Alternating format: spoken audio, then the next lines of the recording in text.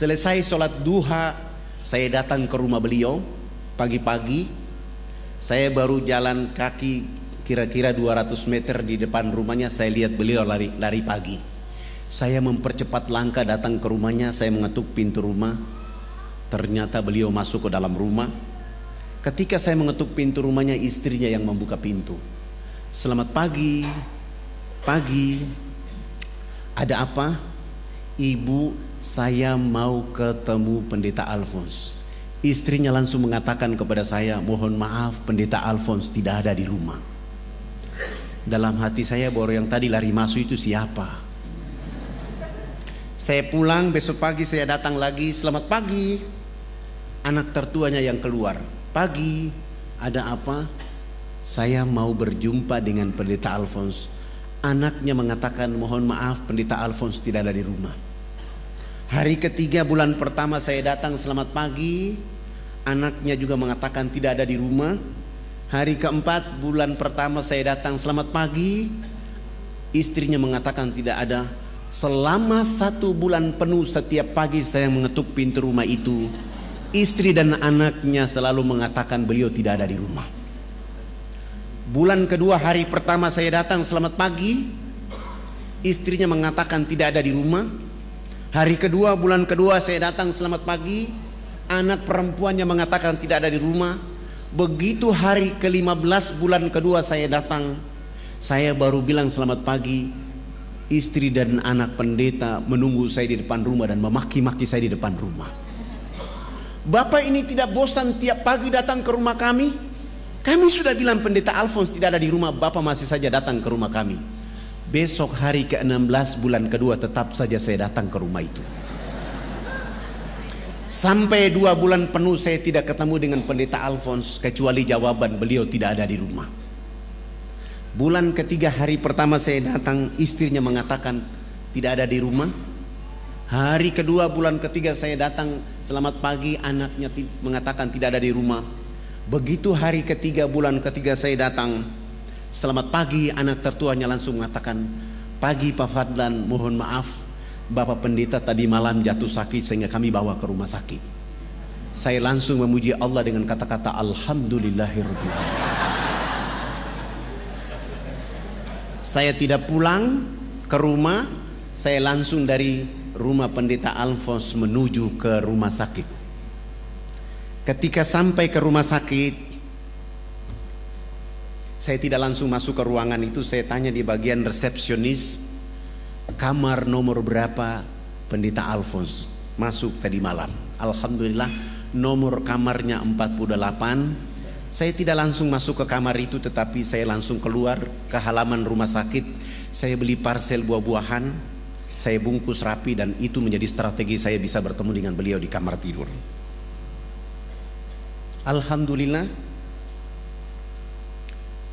begitu bungkusan parsel sudah siap dan saya masuk ke kamar nomor 48, saya mengetuk pintu kamar itu. Istrinya langsung mengatakan, silakan masuk. Saya tidak langsung masuk.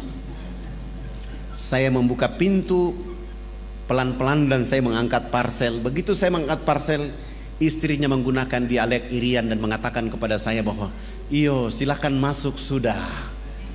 Saya masuk tapi saya tutup wajah saya dengan parsel. Berjalan pelan menuju istrinya. Begitu mendekati istrinya langsung saya mengatakan, selamat pagi Bunda, apa kabar? Saya dapat kabar bahwa Bapak jatuh sakit sehingga saya beli parsel buah-buahan. Saya begitu berdialog dengan istrinya, Pendeta Alphonse dari tempat tidur langsung menyapa saya, selamat pagi Pak Fadlan. Saya mengatakan, pagi Bapak Pendeta. Saya tinggalkan istri dengan parsel, saya merapat ke tempat tidur dan salaman dengan beliau. Saya bilang, Alhamdulillah Bapak Pendeta, hari ini benar-benar saya dapat rahmat dari Allah. Karena saya sudah cari Bapak 2 bulan 3 hari. Hari ini saya ketemu di tempat ini. Sebenarnya Bapak ini tidak sakit, tetapi karena sudah 2 bulan 3 hari Bapak ini menjadi pembohong, sehingga Allah kasih sakit supaya saya ketemu di tempat ini. Katanya Bapak bicara cinta kasih, tapi Bapak hari-hari membohongi bahwa Bapak tidak ada di rumah. Nanti kalau sembuh jangan lagi jadi pembohong. Saya pamit dan saya pulang. 5 hari kemudian beliau sembuh, pulang ke rumah. Hari ke-6 saya yang datang ke rumah itu. Selamat pagi. Begitu saya bilang selamat pagi, beliau bersama istri dan 7 anak membuka pintu dan mempersilahkan saya masuk ke dalam rumah mereka. Alhamdulillah, di hari itulah saya mulai menceritakan kepada mereka indahnya Islam bagi penduduk alam jagat raya. Dari jam 9 pagi sampai jam 12 saya pamit pulang. Pendeta Alphonse bilang sama saya, Pak Ustadz, usahakan besok datang lebih pagi lagi. Alhamdulillah besok pagi saya datang mulai dari jam 7 sampai duhur. Saya sholat duhur selesai, saya melanjutkan sampai asar. Pekerjaan itu saya lakukan 5 hari berturut-turut. Menjelang hari ke-5, beliau bersama istri menyatakan sikap hijrah, mengucapkan 2 kalimat syahadat. Beliau masuk Islam. Alhamdulillah, namanya saya ganti dari Alphonse menjadi Abu Sofyan. Istrinya pun saya ganti nama dengan, tadi namanya Wilhelmina, saya ganti dengan nama Fatima. Anak-anaknya juga saya ganti nama, dan saya ada sedikit tabungan. Saya bilang, Bapak, ini rumah dinas pendeta, saya ada uang, saya kontrak rumah lebih besar, kita keluar dari rumah ini supaya memudahkan saya untuk mengajarkan Al-Quran dan menuntun mereka untuk sholat 5 waktu. Alhamdulillah, Abu Sofyan sudah mulai belajar baca Quran bersama anak laki-laki dan perempuan, dan sudah mulai belajar sholat 5 waktu, dan Alhamdulillah beliau sudah mulai sholat Jumat di masjid. Tapi begitu hari Minggu pagi, orang masih menunggu dia di gereja dari jam 6 pagi sampai jam 10. Tidak mungkinlah Abu Sofyan ke sana karena sudah Islam. Mencari tahu di mana pendeta Alphonse. Mereka datang ke rumahnya kosong, dan informasi berkembang lebih cepat bahwa ternyata Alphonse sudah masuk Islam. Lalu mencari tahu siapa yang memperkenalkan Islam kepada Alphonse. Ributlah Jayapura pada tahun 83. Akhirnya Fadlan ditahan tanpa proses BAP untuk masuk penjara selama 3 bulan. Saya menikmati 3 bulan itu, happy di dalam, karena itu membuat saya lebih memperdalam hafalan saya dalam penjara. 3 bulan selesai, saya keluar. Saya bergeser untuk berdakwah di kampung yang lebih jauh, yaitu kurang lebih 179 km dari Jayapura. Begitu kami turun mau berdakwah, saya disambut oleh kepala suku Genyem dengan tombak di betis kaki kiri saya sehingga saya terjatuh. Teman-teman saya mengatakan kita harus lawan. Saya bilang tidak boleh, kalian harus bawa saya ke rumah sakit. Akhirnya saya kembali masuk rumah sakit selama 3 bulan di rumah sakit. Setelah 3 bulan sembuh, saya bilang kita kembali lagi ke kampung ini. 3 bulan sembuh, kami datang lagi ke kampung itu membawa bantuan dakwah. Subhanallah, begitu kami datang, kepala suku yang menombak kaki saya 3 bulan yang lalu justru dia yang jatuh sakit.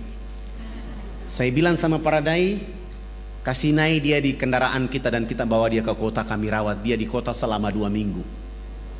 Setelah dia sehat walafiat, kami antar kembali lagi ke kampungnya. 1 minggu kemudian kami kembali ke kampung. Subhanallah, kepala suku bersama 15 kepala keluarga di kampung kecil itu pun hijrah mengucapkan 2 kalimat syahadat.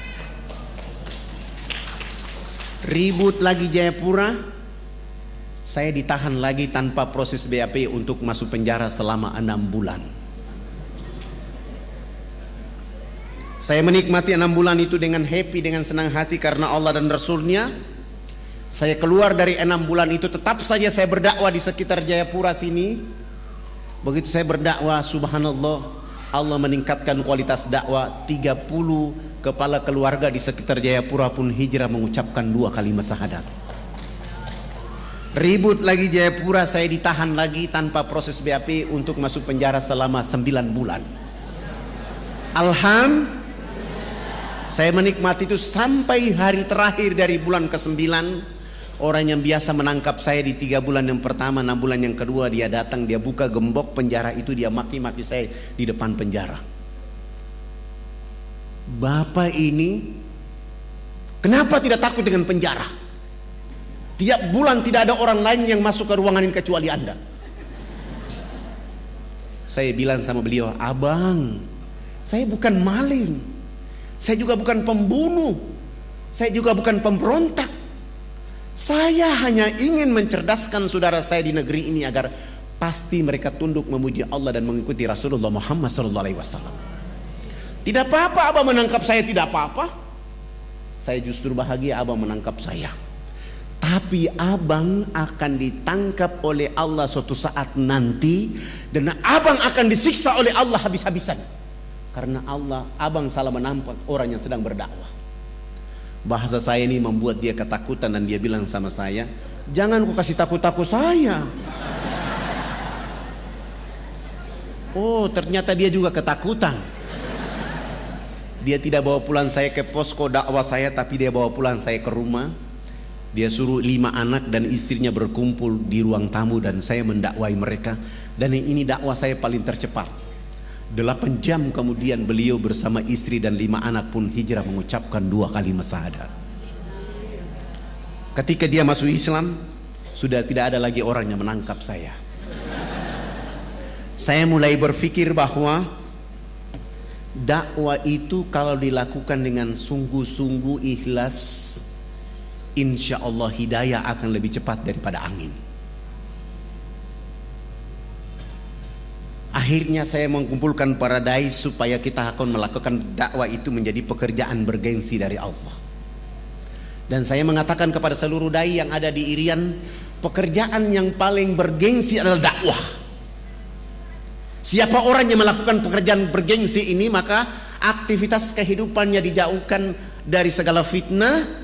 Bahkan selalu ada fitnah kepada dirinya, dia tetap saja istiqomah dengan pekerjaan bergengsi ini karena dia memuliakan Allah dan memuliakan orang untuk menyebut nama Allah Subhanahu wa ta'ala.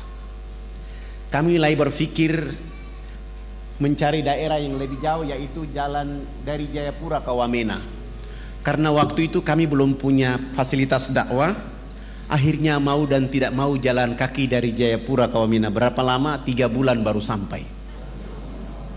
Ini pekerjaan bergengsi. Karena Rasulullah SAW melakukan itu dari Mekah ke Madinah dalam keadaan dikejar, air susah, makanan susah. Tapi kalau di negeri ini air berlimpah, makanan berlimpah, maka nggak ada alasan bahwa jauh. Kami coba untuk jalan kaki. Kami 20 orang jalan kaki di perjalanan 1 bulan. Teman-teman saya 19 orang, mereka kehabisan energi tenaga. Mereka bilang, Ustadz, kalau kita memaksa diri 3 bulan sampai ke Wamena belum berdakwah, kita sudah dibunuh oleh orang. Akhirnya kami pergi 1 bulan, kembali ke Jayapura 1 bulan, tidak ada dakwah. Bagaimana caranya bisa sampai ke Wamena?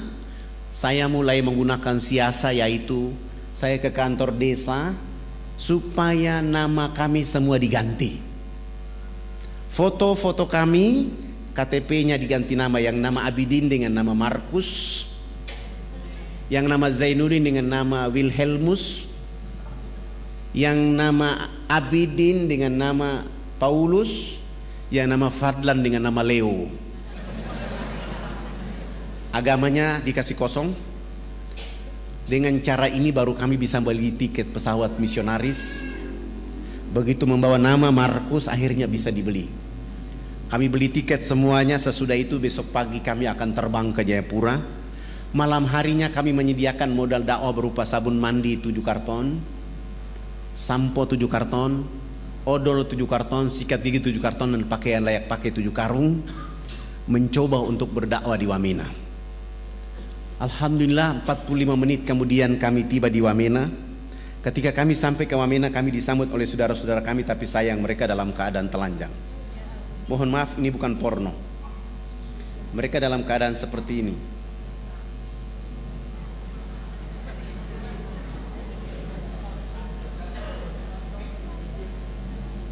Mereka dalam keadaan seperti ini. Mereka dalam keadaan seperti ini. Mereka dalam keadaan seperti ini. Ketika melihat keadaan seperti ini, saya mulai bilang sama para dai bahwa 1 minggu pertama kita tidak boleh berdakwah, kita akan pelajari bagaimana keadaan mereka. Ternyata saudara-saudara kita di pedalaman itu tidak punya pakaian, maka mereka pakai pakaian seperti itu. Tapi gereja dan misionaris mengatakan bahwa ini adalah pakaian kebudayaan.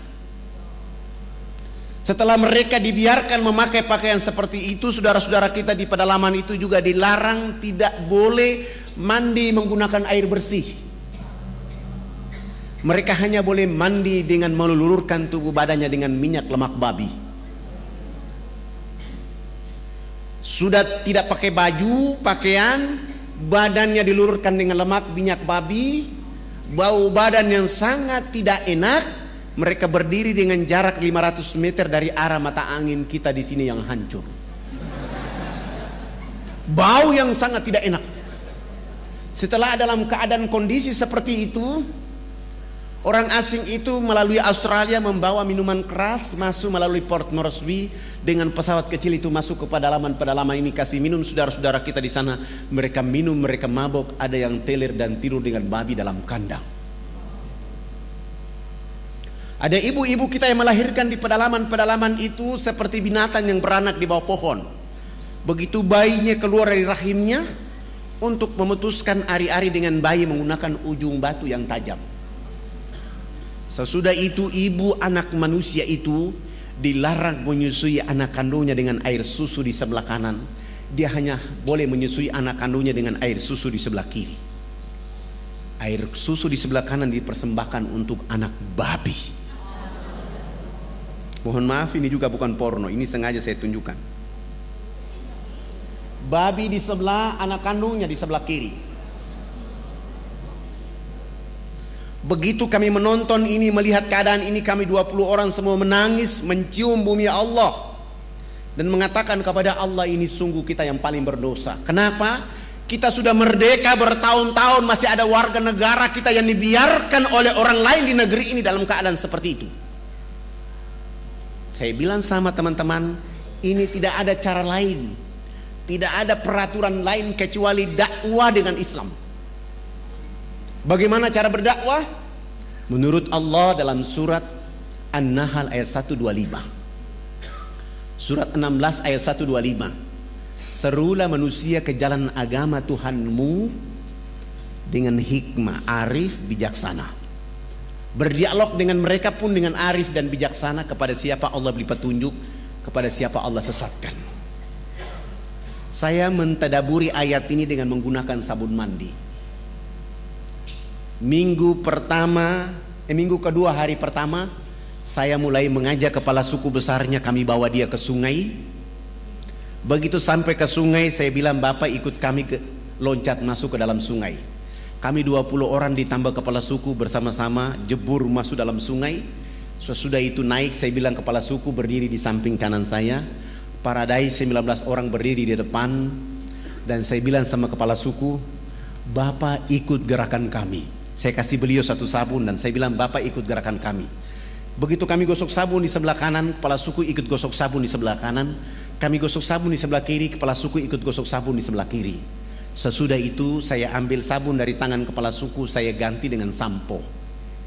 Rambut kami orang Irian itu kalau belum kena air dengan sampo itu rambut tenang-tenang saja. Begitu kepala suku dia siram sampo, satu botol kecil di atas rambutnya, dia keramas, rambut keribu keriting itu dia mekar kayak bunga yang berkembang. Sehingga busa sampo itu makin tinggi. Begitu makin tinggi jatuh kena hidung kepala suku. Dia mencium harum dari busa sampo itu, langsung pergi, tidak mau lagi bilas dengan air.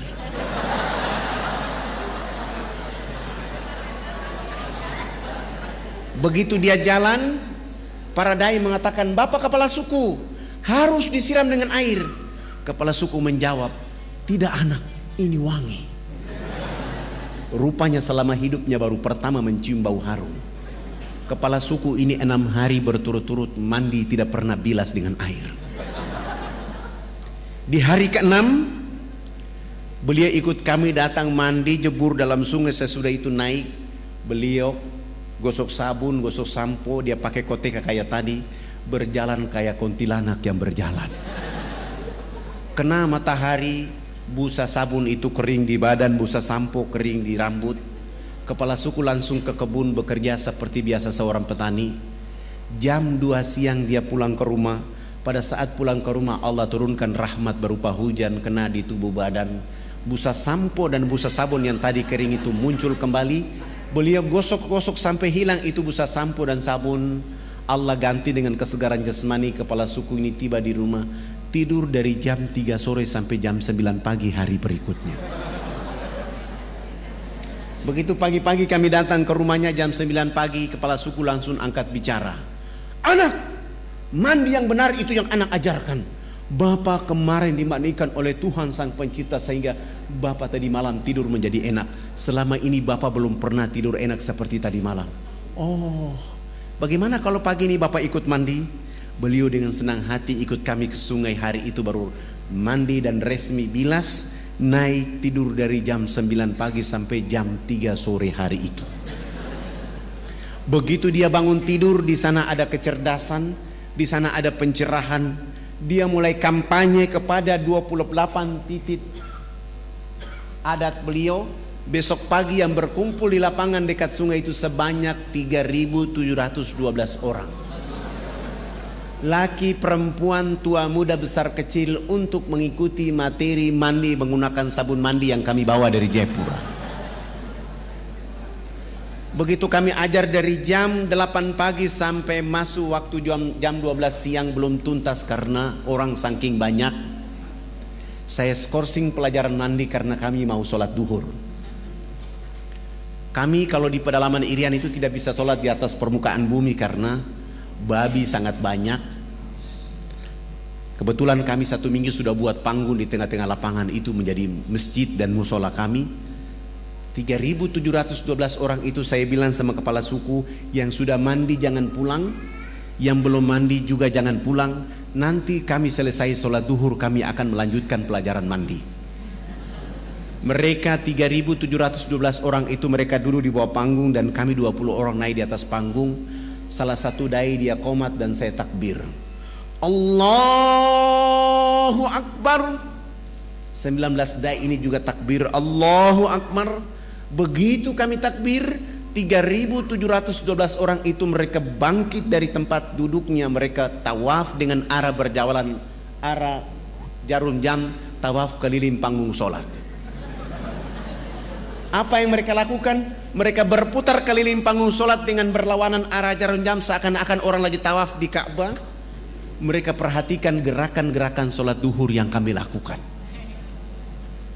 Begitu saya salam ke kanan, Assalamualaikum warahmatullahi, Assalamualaikum warahmatullahi. Kepala suku besar itu langsung loncat naik di atas panggung dan mengajukan beberapa pertanyaan. Anak, kenapa anak dengan teman-teman berdiri dan angkat tangan dan mulutnya bicara-bicara? Itu maksudnya apa? Saya bilang subhanallah, baru mandi cerdas begini. Bagaimana saya bisa mampu menjawab pertanyaan itu? Hampir saya tidak sanggup. Tapi tiba-tiba ada ilham dari Allah untuk saya menjawab. Saya bilang sama kepala suku dan masyarakat, Bapak kepala suku dan masyarakat dan mama-mama yang ada di sini, kami di atas panggung ini agama kami Islam. Dalam agama kami diperintahkan Tuhan Allah Sang Pencipta dalam 1 hari 5 kali menghadapnya di saat dan waktu yang ditentukan. Tadi kami berdiri mengangkat tangan itu artinya kami menyerahkan sepenuhnya kehidupan, diri, jiwa raga kami kepada Tuhan Allah. Yang kami bicara-bicara itu adalah Allah Maha Besar, sementara kehidupan kami dan diri serta jiwa raga kami sangat kecil sehingga tangan kiri kami malu menutup dada kami, tangan kanan kami pun malu menutup tangan kiri dan dada yang penuh dengan kehinaan. Kami menyerahkan sepenuhnya jiwa raga kami kepada Tuhan Allah. Kepala suku langsung mengatakan, ini agama yang benar. Menurut Bapak kami sudah Islam. Tapi kenapa sesudah itu anak dengan teman-teman bongkok badan? Apa artinya bongkok badan? Maksudnya kenapa ruku? Saya menjelaskan, kami bongkok badan itu supaya kami bisa melihat di bumi itu ada batu, pasir, tanah, air, hewan, tumbuhan. Semua itu fasilitas dari Tuhan Allah kepada manusia, dipelihara, dilindungi, dinikmati oleh karena nanti untuk manusia berikutnya. Oh, ini agama yang benar menurut Bapak, kami sudah Islam. Tapi kenapa sesudah itu anak dengan teman-teman tunduk mencium papan? Apalagi artinya tunduk mencium papan? Kenapa sujud? Saya menjelaskan, kami tunduk mencium papan itu pertanda kami menangis kepada Tuhan Allah atas kejahatan, maksiat, dosa yang kami lakukan di bumi. Kenapa kami lakukan itu Bapak Kepala Suku dan Mama-mama? Karena sebentar kami mati nanti, kulit, daging, darah, tulang akan dilebur menjadi tanah. Sebelum dilebur menjadi tanah, kami menyatukan telapak tangan, kepala, lutut dan kaki untuk menangis meminta ampun kepada Dia, Allah yang Maha Tinggi. Oh, ini agama yang benar. Menurut Bapak kami sudah Islam. Tapi kenapa sesudah itu anak dengan teman-teman lihat ke sebelah kanan mulutnya bicara-bicara, lihat ke sebelah kiri masih bicara-bicara? Saya jawab lagi, kalau tadi kami mengangkat tangan adalah menyerahkan sepenuhnya jiwa, raga dan kehidupan kami, sesudah itu kami bongkok badan untuk melihat fasilitas yang diberikan oleh Allah. Setelah itu minta ampun. Selesai minta ampun, kami lihat ke sebelah kanan. Kalau belum ada orang yang tahu mandi, tugas kami mengajarkan mereka bisa tahu mandi. Melihat ke sebelah kanan, kalau belum ada orang yang tahu berpakaian, tugas kami mencari pakaian untuk menutup badannya. Ada yang lapar, tugas kami mencari makan. Ada yang sakit, tugas kami mencari obat. Sesudah itu melihat ke sebelah kiri, kalau belum ada orang di bumi ini yang mengenal Allah dan Rasulnya, tugas kami datang memperkenalkan Allah dan Rasulnya kepada mereka. Begitu mendengar penjelasan saya, Kepala Suku Besar langsung mengatakan kepada kami 20 orang, kalau begitu kami tidak boleh duduk di atas panggung sholat itu. Kami turun duduk di bawah menemani 3.712 orang. Mereka 6 kepala suku naik di atas panggung menggantikan kami. Mereka bukan sholat, tapi mereka rapat adat membahas kehadiran kami di sana.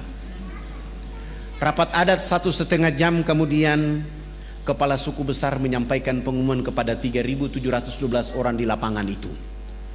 Wah, wah, wah, wah, wah, hubulokanayak. Saya kasih contoh kepala suku, saya kenakan saya kepala suku, Bapak Ibu 3.712 orang. Karena saya ini orang fak-fak, saya tidak tahu bahasa Wamena. Karena bahasa yang ada di Irian itu ada 324 bahasa. Saya tanya kepada orang yang ada di bawah saya apa yang dimaksud oleh kepala suku, ternyata artinya buat kami 20 orang sangat berbahagia. Hari ini kita senang, hari ini kita gembira karena anak-anak ini sudah datang di tempat kita mengajarkan agama yang benar. Dalam rapat adat kami mengatakan bahwa kita yang ada di lapangan ini harus mengikuti agama yang mereka ajarkan. Kami 20 orang langsung sujud syukur dan menangis berterima kasih kepada Allah Subhanahu wa taala. Terima kasih Allah ya Rabb. Kami belum menyebut namamu ke dalam dada mereka. Kami belum mengajarkan nama kekasih Muhammad ke dalam hati mereka. Kami hanya bawa rizkimu berupa sabun, odol, sikat gigi ya Allah ya Rabb. Lalu kami tidak sanggup berhadapan dengan 3.712 orang itu karena mereka dalam keadaan telanjang, dalam keadaan bau badan, dalam keadaan bodoh, dalam keadaan miskin, tetapi mereka mampu mengatakan kepada Allah dan Rasulnya, asyhadu an la ilaha illallah wa asyhadu anna Muhammad Rasulullah. Ya Allah, mereka dalam keadaan miskin, telanjang, bodoh di bumimu. Dakwamu tiba di tengah-tengah kehidupan mereka. Mereka menyebut namamu. Pelihara dakwah ini, jaga dakwah ini, lindungi dakwah ini agar semua orang di negeri akan menyebut namamu dan nama Rasul Muhammad SAW. 3.712 orang masuk tanpa beban apapun, tanpa paksaan apapun. Mereka dengan mudah mengucapkan nama Allah dan nama Rasulullah Muhammad SAW. Setelah mereka mengucapkan 2 kalimat syahadat, kami berusaha untuk membimbing mereka agar mereka mampu menjadi hamba-hamba Allah. Sesudah itu pekerjaan berikut yang kami lakukan adalah berusaha untuk mengganti nama-nama mereka. Yang nama Abraham kami ganti dengan nama Ibrahim. Yang nama Yohanes kami ganti dengan nama Zainuddin. Yang nama Wilhelmus kami ganti dengan nama Abidin. Yang nama Paulus kami ganti dengan nama Abu Bakar, Hamzah. Dan itu nama-nama yang paling cocok kalau orang Irian masuk Islam. Sangat lucu kalau ada orang Irian masuk Islam, rambutnya keriting, badannya hitam kelin, dipanggil Subagio. Nggak cocok. Tapi Zainuddin, Iskandar, insya Allah. Setelah mengganti nama-nama mereka, pekerjaan berikut yang kami lakukan adalah melakukan hitanan masal mulai dari umur 7 bulan sampai umur 63 tahun. Alhamdulillah, waktu itu kami dibantu oleh ayahanda Dr. Mulia Tarmizi. Kebetulan beliau menjadi Komandan Lantamal Angkatan Laut di Jayapura. Beliau dulu bicara dakwah Islamiyah dan kami mengantar beliau ke atas menghitan saudara-saudara kita di sana. Alhamdulillah. Sesudah itu beliau menulis surat supaya saya membawa surat itu menghadap Presiden Soeharto di Jakarta. Kami bawa kepala-kepala suku. Kepala-kepala suku ini sudah pakai celana panjang, sudah pakai kemeja, bahkan sudah pakai jas. Tetapi mereka belum bisa pakai sepatu. Karena ukuran sepatunya waktu itu nomor 47. Selama hidupnya belum pernah menggunakan alas kaki, begitu masuk Islam disuruh pakai alas kaki. Terpaksa tidak ada jenis sepatu itu dan kami menggunakan sendal jepit. Kelebihan tumit kami bawa mereka. Naik pesawat dari Wamena ke Jayapura, Jayapura langsung menuju Makassar. Dari Makassar saya bawa mereka, kepala-kepala suku melihat pembangunan di kota Makassar. Sesudah itu terbang di Jakarta. Tiba di Jakarta malam hari. Kami naik mobil dijemput oleh teman-teman di Jakarta dan kami bawa ke Wisma Haji Jalan Jaksa Jakarta Pusat. Istirahat. Pagi-pagi kami ke istana. Sampai ke istana, alhamdulillah Presiden Soeharto berkenan menerima kami. Beliau minta supaya pertemuannya jangan di istana tapi di rumahnya di Cendana. Selepas sholat asar kami langsung bertemu dengan beliau. Beliau berdiri dengan senyum ciri khasnya menyambut kehadiran kepala-kepala suku bersama saya.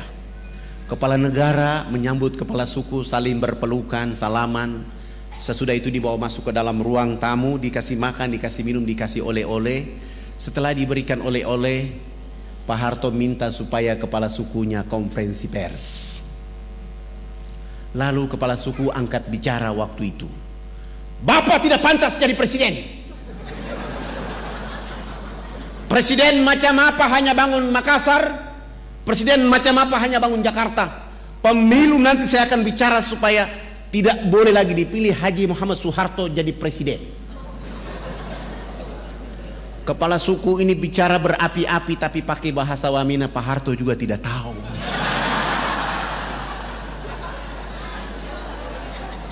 Tapi karena Pak Harto memiliki positive thinking, melihat gerakan kepala suku, beliau pasti punya feeling bahwa ini terjemahannya pasti bagus. Mohon diterjemahkan. Saya tidak menerjemahkan bahasa itu, tapi saya mentadaburi makna di balik permintaan bahasa itu. Wartawan TVRI waktu itu kasih saya dan saya menjawab bahwa Bapak Presiden yang terhormat, hari ini kepala-kepala suku sungguh bahagia bisa bertemu dengan Bapak Presiden. Dan kepala suku tadi mengatakan bahwa Haji Muhammad Soeharto layak jadi Bapak Pembangunan Nasional. Dengan cara itu Pak Harto langsung menelpon Menteri Agama, kepala-kepala suku yang tadi datang itu diberangkatkan haji pada tahun itu juga. Dengan cara tadabur bahasa itu beliau menelpon Menteri Sosial, kami dibantu 417 unit rumah layak huni. Beliau juga menyumbang 1000 karung pakaian serba baru. Beliau juga menyumbang 600 karton sampo, 600 karton sabun, 600 karton odol sikat gigi, dan plus beliau menyumbang 28 masjid kepada 28 kampung yang masuk Islam. Dan beliau mengatakan dakwah Jakarta Wamena tidak boleh menggunakan kapal laut tapi menggunakan pesawat Hercules dari Halim Perdana Kusuma. Alhamdulillah dengan kekuatan itu kami terus melakukan kekuatan dakwah dan bergeser. Setelah Wamena ini hidup, nanti kalau ada bapak-bapak ibu berkenan datang ke Wamena, jangan tinggal di kota Wamena tapi jalan kaki 175 km ke dalam. Kita akan mendengar suara-suara Islam di tengah-tengah hutan itu. Ada saudara-saudara dan anak-anak kita yang rambutnya keriting, badannya hitam kelin, tapi dia sanggup azan di waktu duhur, asar, maghrib, isya, bahkan di waktu subuh. Terkadang kita tidak sanggup meneteskan air mata oleh karena di tengah-tengah hutan itu jauh dari khalayak ramai, tapi ada orang yang menyebut nama Allah, menyebut nama Rasulullah Muhammad SAW. Saya bergeser lagi berdakwah di Biak sini. Ini waktunya masih panjang ya.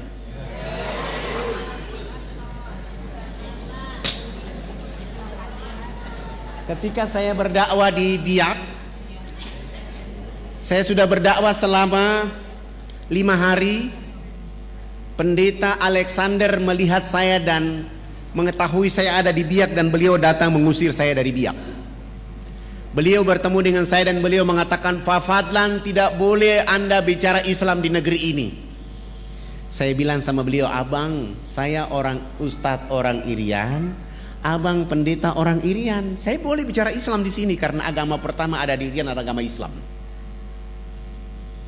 Agama Kristen baru masuk ke Irian pada tanggal 5 Februari 1855. Sementara Islam 17 Juli 1214 Masehi. Dan agama Islam masuk ke Irian itu tidak, agama Kristen masuk ke Irian bukan masuk dengan sendirinya. Orang Islam yang membawa agama Kristen masuk ke Irian. Sultan Tidore yang membawa agama Kristen masuk ke Irian.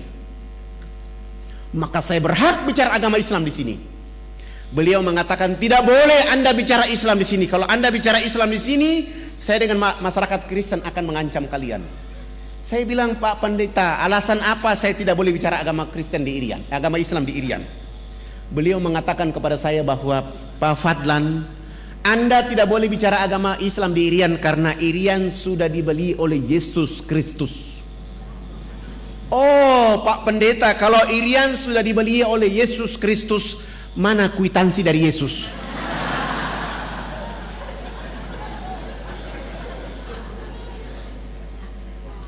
Begitu saya tanya kwitansi, langsung pendeta Alexander dia malu dan dia pergi.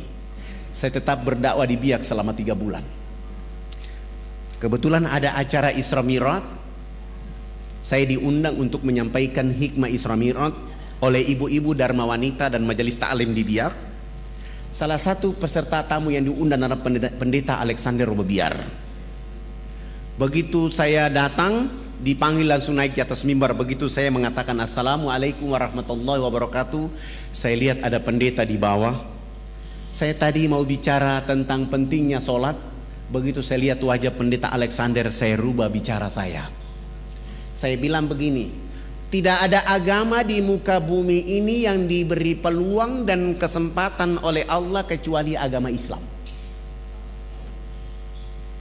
Begitu berartinya peluang dan kesempatan. Allah menghibur kekasihnya Rasulullah Muhammad SAW untuk melakukan perjalanan silaturahmi antar bumi, Mekah, Palestina. Perjalanan silaturahmi ini oleh karena seluruh keturunan dari Nabi Ibrahim turunnya di Palestina. Hanya satu saja Ismail yang turun di Mekah. Maka perjalanan antar bumi itu silaturahmi. Kenapa silaturahmi ini? Memperkuat Rasulullah oleh karena dia dalam keadaan sedih. Dan dalam perjalanan silaturahmi itu ada 2 wajah utama yang ditampilkan oleh Allah. Masjidil Haram, Masjidil Aqsa. Setelah itu naik ke Sidratul Muntaha untuk menerima oleh-oleh yang namanya peluang dan kesempatan. Salat 5 waktu. Siapa orang yang tidak sholat duhur 1 kali saja, 1 waktu saja dia tidak sholat 5 waktu, telah kehilangan peluang dan kesempatan dari Allah Subhanahu wa ta'ala. Rumah boleh hangus, terbakar, harta boleh dicuri, tetapi kalau sholat 5 waktu 1 waktu saja dia tinggalkan, dia telah kehilangan segala-galanya dari Allah Subhanahu wa ta'ala. Dan itu hanya didapatkan dalam agama Islam. Agama lain tidak ada itu. Agama lain selalu mengatakan Tugas Tuhan itu menciptakan dunia dan isinya. Sesudah itu Tuhan istirahat di surga. Urusan dunia Tuhan tidak boleh ikut campur. Nanti mau masuk surga, cukup menyebut nama Yesus langsung masuk surga. Enak aja. Sengaja saya bicara begitu supaya pendeta Alexander tersinggung. Sesudah itu saya tutup pidato saya turun dan pendeta Alexander mendekati saya dan salaman dengan saya dan mengatakan, "Pak Ustadz, saya juga hadir. Mana kwitansi dari Yesus?" Begitu saya tanya kwitansi tentang dia bilang kemarin itu, dia marah dan dia bilang, "Pak Ustadz, saya tersinggung." Kenapa tersinggung, Pak? Saya ceramah di acara orang Islam, saya tidak ceramah di acara orang Kristen, dan saya tidak ceramah di khalayak ramai. Saya tidak tahu kalau abang ada di sini. Bagaimana kalau kita dialog antar umat beragama? Saya bilang, mohon maaf, saya orang yang paling tidak suka berdialog antar umat beragama. Saya bawa orang Islam, abang bawa orang Kristen, kita dialog akhirnya berkelahi bunuh-bunuhan. Saya tidak mau. Boleh dialog dengan saya hanya 4 persyaratan yang dipenuhi. Dialog di tempat yang ada AC, tempat tidurnya 2, dialog hanya 4 mata 4 telinga antara Anda dengan saya. Dan dialog itu tidak boleh membahas Al-Quran dan Islam. Kita bicara Bible dan Kristen saja. 3, dalam dialog itu kalau Bible mengatakan agama Kristen agama yang benar, abang pendeta bawa saya ke gereja baptis saya dan umumkan bahwa Ustadz Fadlan masuk Kristen. Bagaimana kalau Bible mengatakan Islam agama yang benar? Ya, saya juga masuk Islam, tapi jangan dibiak bawa saya ke Jawa. Kami sepakat, lalu beliau, kebetulan acara hari itu hari Sabtu sore, beliau langsung malam itu sewa hotel dan kami 2 bertemu malam itu. Selesai sholat Isya beliau datang jemput saya. Beliau bawa mobil Kijang yang bertuliskan Laskar Kristus. Saya naik di atas mobil itu, saya baca Bismillahi majreha wa mursaha inna rabbi ghafurur rahim. Runtuhlah Laskar Kristus pada malam hari ini. Kami 2 naik mobil itu, perjalanan menuju penginapan yang beliau sewa.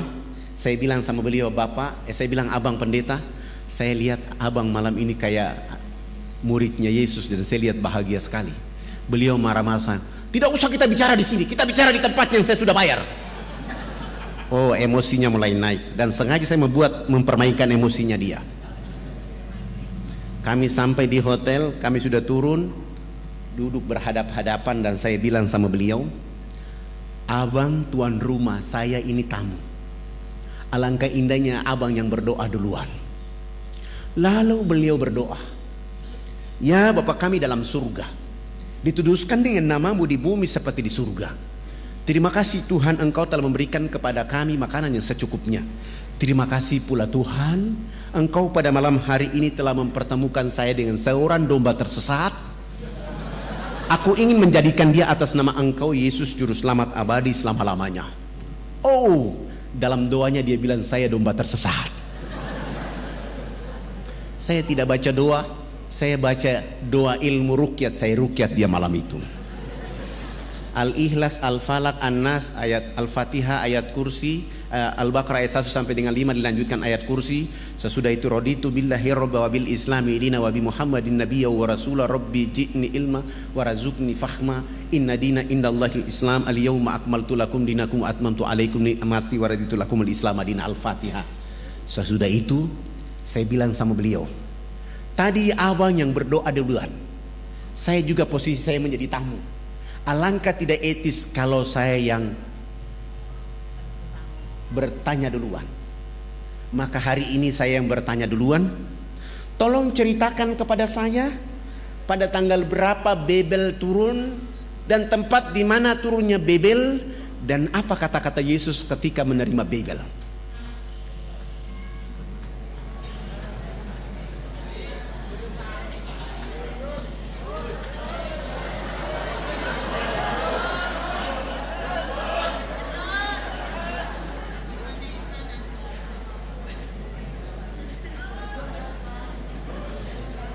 Iya, masih ada berapa menit? Waktu kita sampai jam 8.30.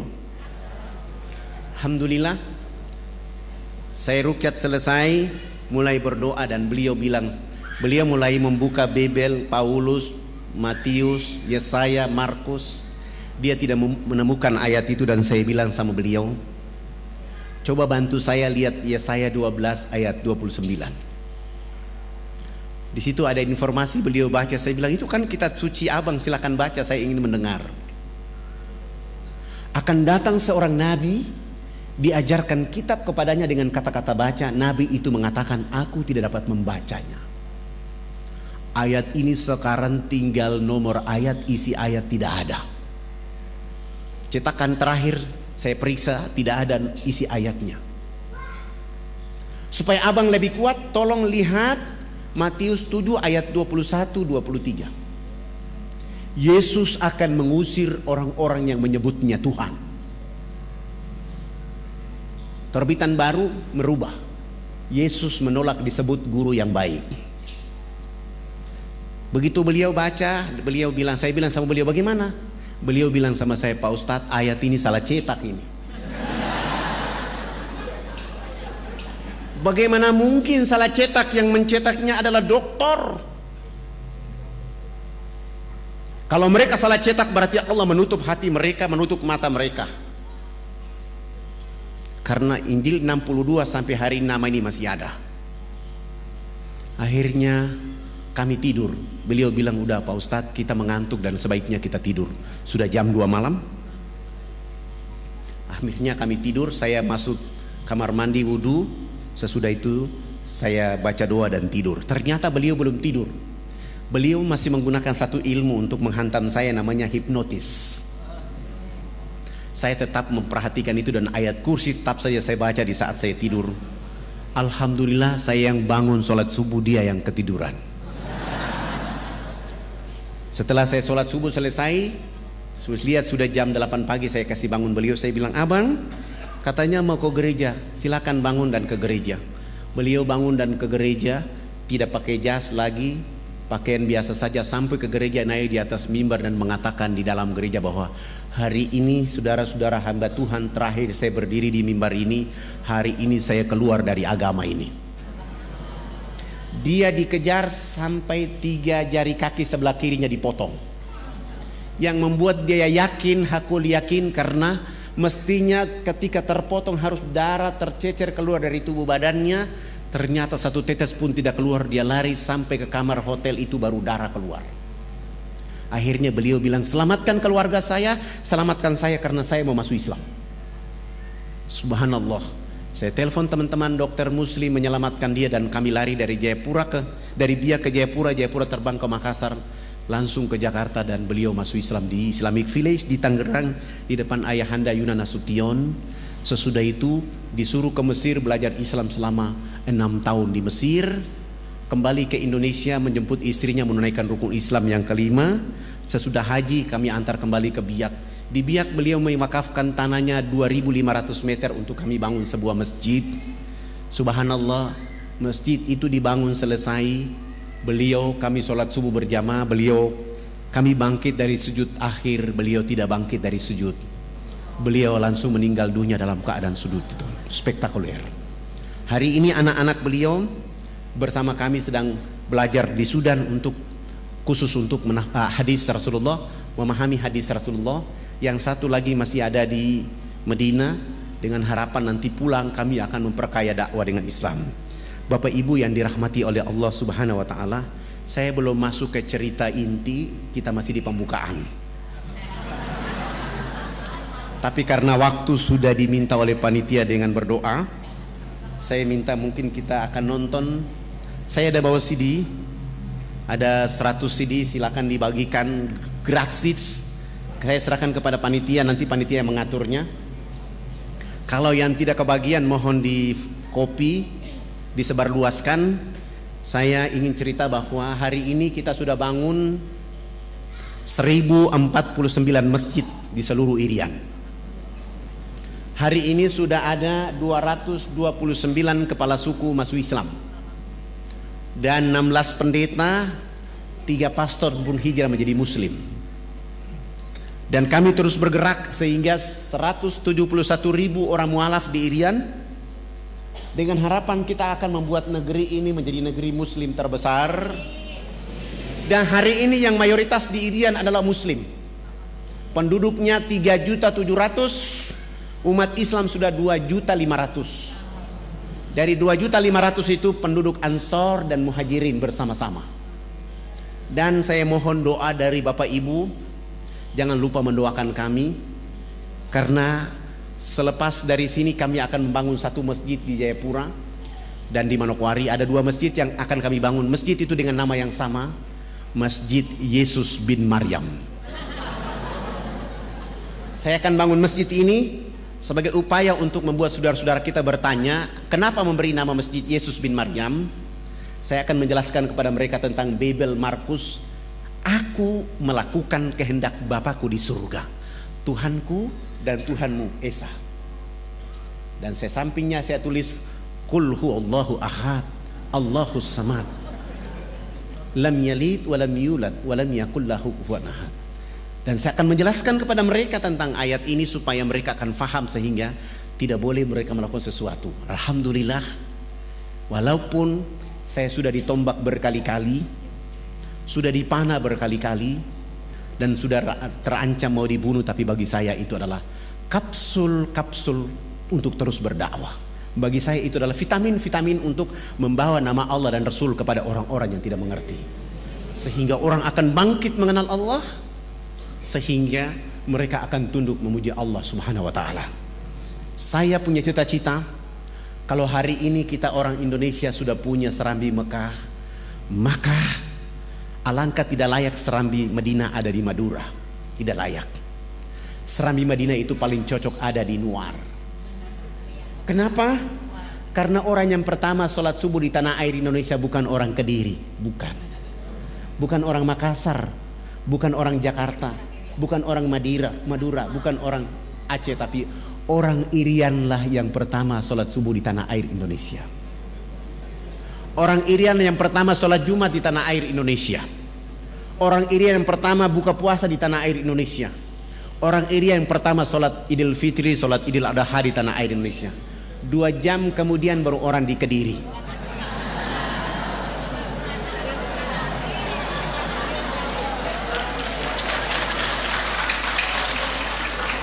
Artinya benar maksud para pejuang republik ini. Indonesia dimulai dengan huruf alif, ditutup dengan huruf ain, iman dan ilmu.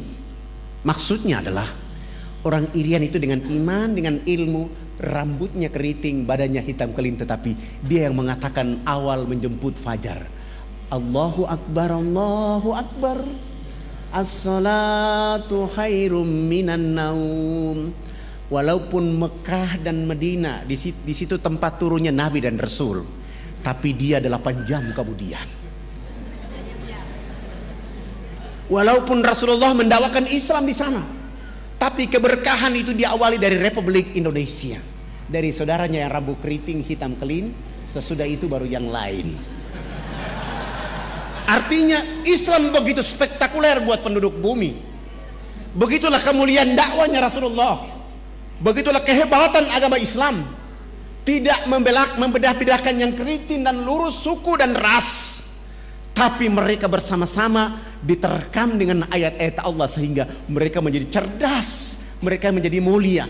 Keriting bukan jadi persoalan, hitam keling bukan jadi persoalan, tetapi cahaya-cahaya Quran dan Islam membuat mereka menjadi satu. Maka benar kata Allah dalam firman-Nya kepada kita, ya ayuhan nas, inna khalaqnakum min dzakari wa untha wa ja'alnakum syu'uba wa aqbaila lita'arafu inna akramakum indallahi atqakum. Hai manusia, sesungguhnya kami menciptakan kamu dari seorang laki-laki dan perempuan, menjadikan kamu berbangsa-bangsa, bersuku-suku, supaya kamu saling kenal mengenal. Yang membuat perbedaan di antara kalian adalah takwa kepada Allah Subhanahu wa taala.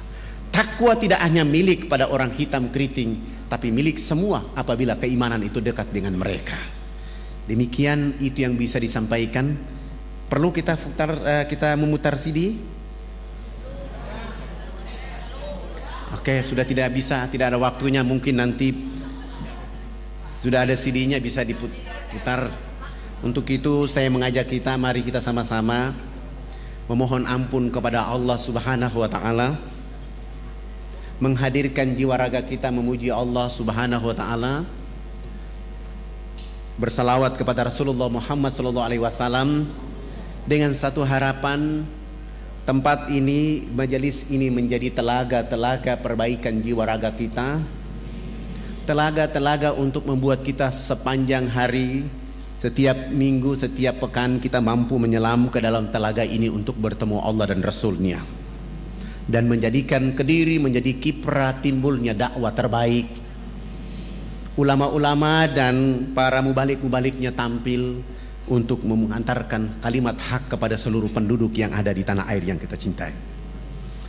Marilah kita sama-sama baca Al-Fatihah. Semoga Al-Fatihah ini membuat kita menjadi mulia di hadapan Allah. Al-Fatihah.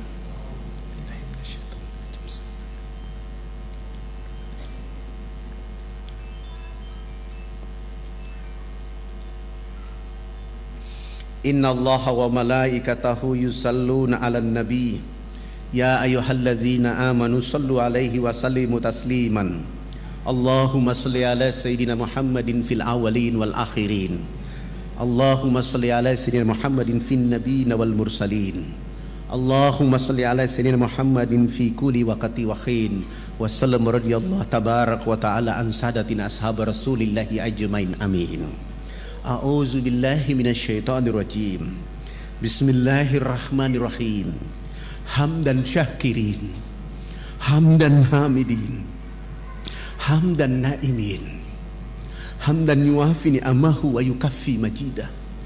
Ya Rabbana lakal hamdu kama yanbaghi li jalali wajhikal karim wa azimi sultani.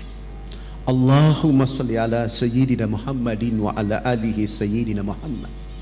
Allahumma rabbi ghafir lana zunubana wali walidina warhamhuma kama rabbayana sigara wali jamil muslimina wal muslimat wal mu'minina wal mu'minat al ahya'i minhum wal amwat.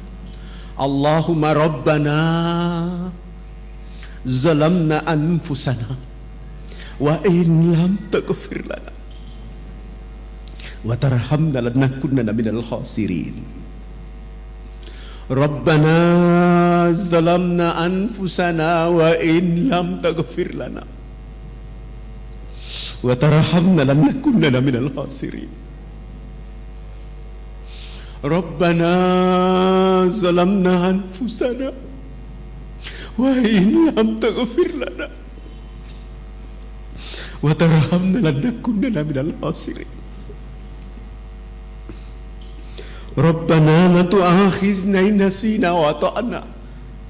Rabbana wa la tahmil alaina isran kama hamaltahu 'alal ladzina min qablina.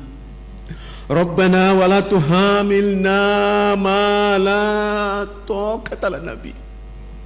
Wa'fu 'anna waghfir lana warhamna. Wa'fu 'anna waghfir lana warhamna. Wa'fu 'anna waghfir lana warhamna anta maulana fansurna 'alal qaumil kafirin. Allahumma aslih umat Sayyidina Muhammad fi Kediri. Allahumma jabur umat Sayyidina Muhammad fi Kediri. Allahumma astur umat Sayyidina Muhammad fi Kediri. Allahumma Sayyidina Muhammad fi Indonesia. Allahumma ma'afi umat Sayyidina Muhammad fid dini wad dunya wa zabil akhirah. Allahumma ansur umat Sayyidina Muhammad fi Palestin. Allahumma ansur umat Sayyidina Muhammad fi Iraq. Allahumma ansur umat Sayyidina Muhammad fi Indonesia. Allahumma ansur umat Sayyidina Muhammad fi Myanmar. Allahumma ansur umat Sayyidina Muhammad fid dini wad dunya wa zabil akhirah. Allahumma aftah lana abwabal khair, abwabal barakah, abwabal nikmah, abwabal sihat, abwabal quwwat, abwabal salamah birahmatika ya arhamar rahimin. Hasbunallah wa ni'mal wakil, ni'mal maula wa ni'man nasir. Rabbana taqabbal minna innaka antas samiun alim wa tub alaina innaka antat tawwabur rahim. Rabbana atina fid dunya hasanah wa fil akhirati hasanah wa qina azabannar wa adkhilnal jannata mal abrar ya aziz ya ghaffar ya rabbal alamin. Subhana rabbika lidzati amma yasifun wa salamun alal mursalin walhamdulillahi rabbil alamin. Mohon maaf lahir batin. Wabillahi taufiq wal hidayah. Wassalamualaikum warahmatullahi wabarakatuh.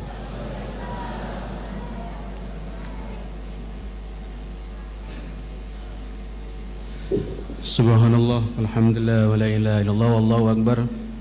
Sungguh luar biasa perjuangan beliau dalam mensiarkan agama ini. Semoga perjuangan beliau dan dukungan kita semuanya insya Allah nanti akan bisa menyebarkan Islam hingga ke seluruh Indonesia, bahkan ke dunia ini. Bapak Ibu yang dirahmati Allah, untuk pembagian VCD nanti akan dipandu oleh panitia. Nanti bisa diambil supaya nanti enggak akan dibagikan oleh Ustaz Abdurrahman. Di situ nanti Bapak Ibu yang ingin berkenan untuk membantu perjuangan beliau dalam mensiarkan agama Islam, maka Bapak Ibu bisa sabar Bu, sabar Bu.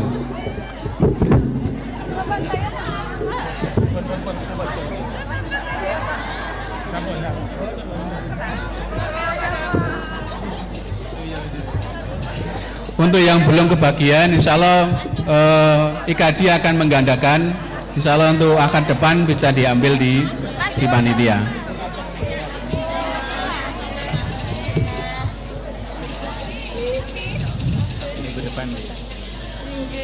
Yang belum kedapatan, insya Allah akad depan bisa diminta di panitia. Ya, insya Allah kita gandakan. Insya Allah akan kita gandakan akad depan. Karena jumlahnya terbatas, ya, maka insya Allah kita akan usahakan untuk digandakan akad depan. Nggih, matur suwun.